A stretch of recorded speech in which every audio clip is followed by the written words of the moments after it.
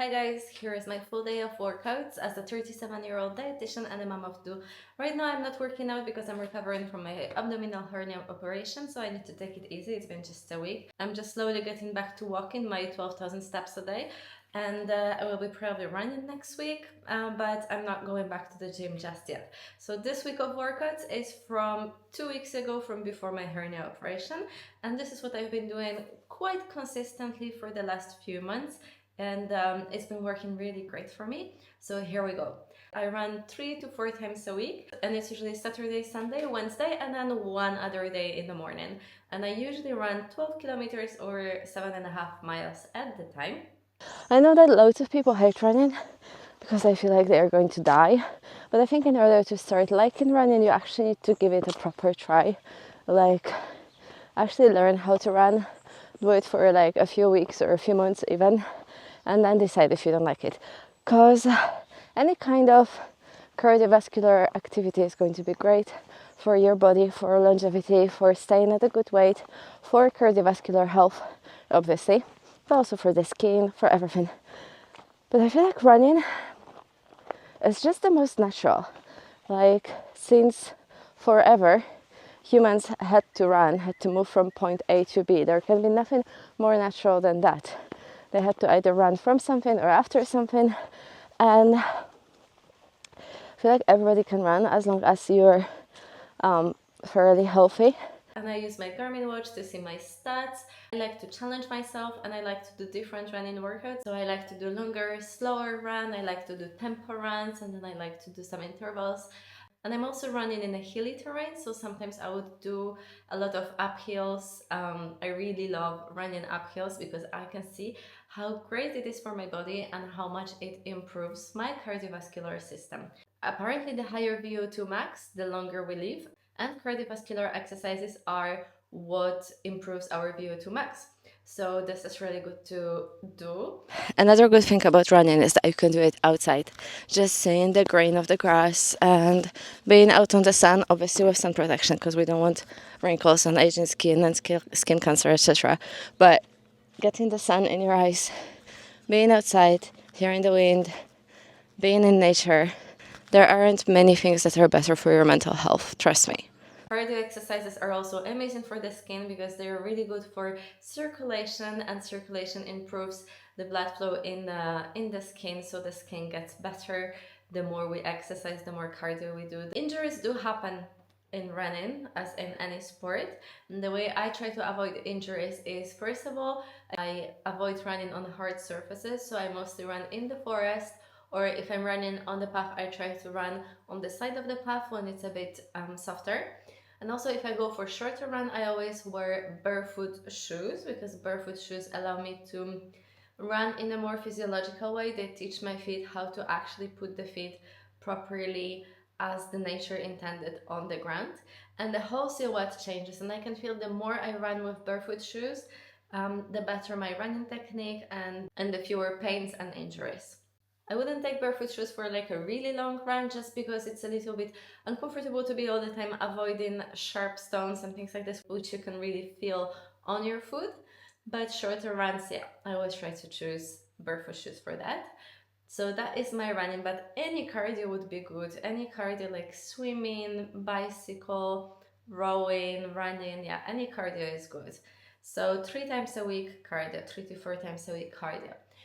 Then 3 times a week I do strength training, and this is bodybuilding type strength training.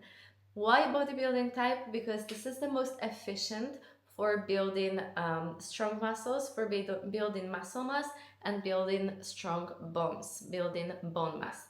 For me, this is really important because I want to build as much muscle mass and as much bone mass before I hit menopause, which is going to be probably within the next 10 to 15 years, probably more like 10. And muscles are important because not only they make you actually look nice, they give your body nice shape, but also muscles are super important in just staying strong, being able to take care of yourself, being able to be fully independent when you're aging. Do you know that statistics say that around 50% of women over 50 years old struggle to carry their own groceries? I don't want that for myself. I want to be fully able to enjoy my life to its fullest when I'm well into my 50s, 60s, 70s, 80s. Basically, I want to stay young until I die of an old age. This is my goal in life. And that's also why I'm trying to build as much bone mass as possible, because osteoporosis is a real risk, especially for women. And once you develop osteoporosis, there is no going back from that basically. And strength training and good calcium intake are the two most important things you can do to avoid osteoporosis. Also getting your vitamin D. Because if you fall down and break your hip, there is a big chance that you will never be able to fully recover again. Why is this conversation about bone health important? Yeah, I mean, people often think about, you have a fracture, you go to the hospital, the surgeon fixes it, you go home, right? They don't really think about the fact that, 25% and sometimes even higher people will die as a result of having a fracture, especially hip fractures, right? So hip fractures are a significant source of morbidity and mortality in older adults. Spine fractures, you have a spine fracture, 20% of people who have a spine fracture will have another one within a year.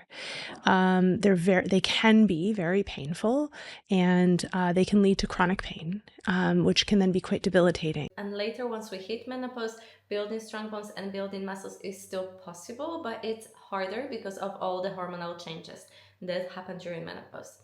So doing it before menopause is just a wise thing to think about. What I mean by bodybuilding style exercises is that I do 4 sets of each exercise, and I choose weights that are heavy enough to do between 6 and 12 reps, where my last reps is 1 or 2 away from failure. And once I get better at the exercise, when I can do 12 reps, when I'm doing 12 reps and 12 is 1 or 2 away from failure, I increase the weight and I go down to 6 reps, and I practice with 6 reps. Then I do next session, I do 7 reps, 8 reps, and when I hit 12 again, I go up with the weight again. This is how I work out.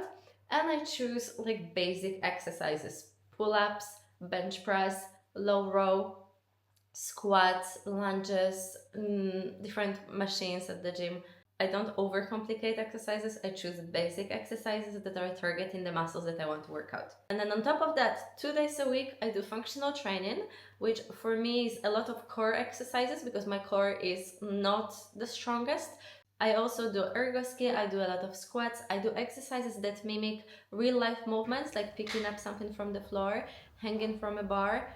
And I also focus on exercises that are actually hard for me. For example, box jumps, because I'm naturally slow twitch muscle fiber person, which means that running a marathon is like fairly easy for me, but for example, sprinting or jumping is not that easy for me. I'm making myself do those exercises that are hard for me because I feel like fitness is like a ladder, and we need to have each step of the ladder to be able to climb up on top. If we're always skipping one step because it's difficult, we're never going to get on top of that fitness ladder. So for me, doing exercises like sprinting and jumping, even though I don't like them and I'm horrible at them, is very important, because if I don't practice them right now, I will be getting worse and worse in that area, and they will become the limiting factor in my fitness. They will become the one step that I'm missing all the time to be able to climb up the fitness ladder.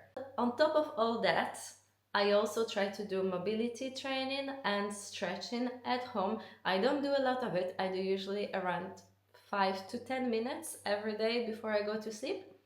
And I should be probably doing more, but I don't really like doing it, but I want to be able to bend down and tie up my shoes when I'm old. So I'm forcing myself to do mobility and to do stretching. I feel like it is quite important part of fitness.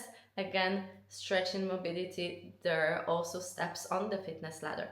Of course, outside of exercising, I take care of my sleep. I make sure to sleep 8 hours every single day. I take care of my food. I eat only unprocessed, well, 95% whole unprocessed foods. I don't eat processed foods at home. I only eat processed foods when I travel, for example, when I'm tasting cuisine from different countries, when I'm in a restaurant, when I'm invited somewhere. But at home, I always eat 100% unprocessed whole foods, mostly fruits, vegetables, meat, eggs, fermented dairy, mostly kefir, and I make kefir myself right now. I make it from fresh milk that I get from the farm, which it's really easy to make kefir. You just need to add a little bit of old kefir to your new milk, leave it on the countertop, and that's it. I also eat hard cultured cheese. It's unpasteurized cheese because I live in France. And then sometimes, not every day, not even every week, I eat whole grains like oats, legumes, and then fish as well. And I usually don't make exception in my diet. I don't schedule cheat meals or anything like that because I honestly like what I eat, so I don't need to schedule any cheat meals. And also, I never schedule days off in my fitness training because I'm a mom of 2 children. I work, so I know there will be days when I will not be able to go work out, which is why I would hate it if I schedule day off to take a break, to rest, and then the next day something came up and I couldn't go work out. I would be so angry at myself. So I just stopped scheduling days off and I schedule workout every single day, but I don't get mad if it doesn't happen. Life happens and it's okay to skip workout here and there. Consistency throughout years, not weeks or months, is the most important in staying fit for life, in staying healthy, lean and fit. The last thing I do for my fitness is walking. I walk minimum of 12,000 steps every single day, and if I want to lose a kilo or 2 or like a pound or 2, I walk minimum of 16,000 steps every day. Walking is the best weight loss tool because it doesn't increase your hunger, and also you can do it over and over every single day without getting injured. And you can do it outside, you can do it at home, you can do it on holidays, you can do it at work. There is always a way you can find to be walking. And I also track my walking on my Garmin watch. I put it as the first option on the menu so I can check my steps every few hours throughout the day and see if I'm on the way to hitting my daily goal. This is my full week of fitness. I hope you enjoyed this video, and if you would like to see other videos that I make about food, fitness, staying lean, being healthy, if you want to see what I eat during the day, go ahead and check out my channel. See ya!